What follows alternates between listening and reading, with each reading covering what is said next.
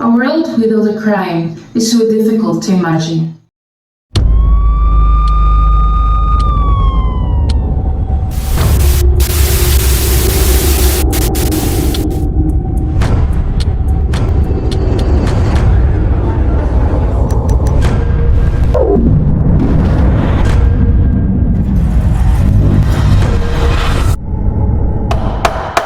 At the end of the day, the world without a crime is still something that would be seen for its absurdity.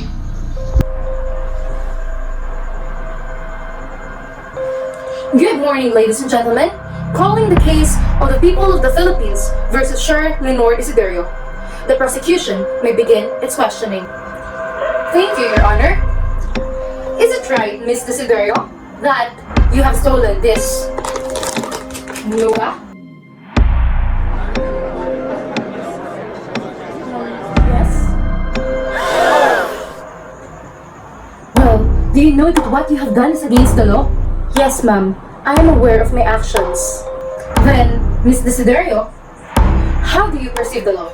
Personally, I think it is a rule or a set of rules for good behavior which is considered right and important by the majority of people for whatever reasons they are upholding to. While considering that the law is for good behavior, as you've said, do you believe that law is and should be the basis of ethics? By erecting a wall of separation between law and morality, modern legal theory has helped precipitate the authority crisis which afflicts contemporary institutions. In the long run, without recourse to some transcendent authority, no legal system can command respect. We generally think laws are invalid if they command us to do something we think is unethical, or if they prevent us from doing things we believe are ethical. But at least, it must be emphasized that by treating the law as the basis of what is ethical or not, we do not wish to align ourselves with a legalistic position. So, do you mean to say that law is a subset of ethics that strongly affects other people's welfare? Definitely, ma'am. It is a fact that in order to keep our societies pluralistic, we can only use the law to report things that almost everyone agrees on. To treat the law as a basis of ethics is a far cry from regarding it as its very quintessence. I see. Then, allow me to ask you, ma'am, are you religious? Well, it depends on how you define religious, ma'am. I am a Catholic. I pray 10 times a day. I go to church once a week, and I read the Bible. Isn't it against your Bible to steal? Of course it is, ma'am. Then, Miss Desiderio, do you think your religion determines your morality? No, ma'am. Most religious people think their morality comes from the religion, and deeply religious people often wonder how atheists can have any morality at all. I mean, we all know that atheists, they don't have any religion, and they don't believe in any God. Our Bible is complex, with many beliefs, pieces of advice, and moral implications, and obviously, nobody can believe in all of it. Different branches of Christianity, and indeed, every different person takes some things from it and leave others. And why is that so? Because people, no matter how religious they are, or whatever the religion is, tend to accept those moral teachings of the Bible that just feel right to them.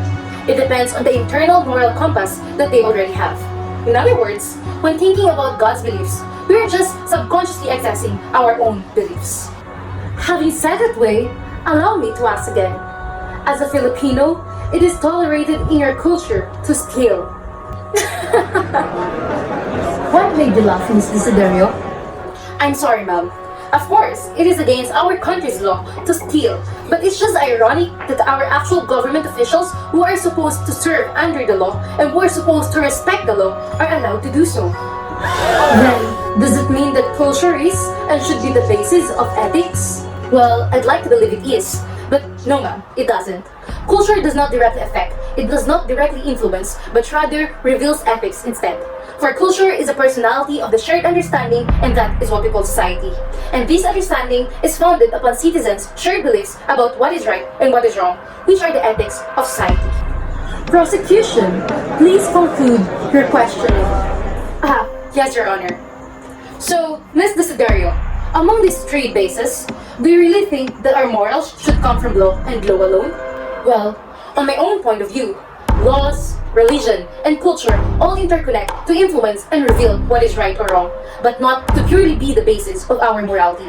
I firmly believe that ethics should be based on thousands of years of pragmatic experience telling us what is practical to administer and what is desirable for fairness. In the case of the people of the Philippines versus Sir Lenore Desiderio, Miss Desiderio, you're now free to go. This case is now dismissed.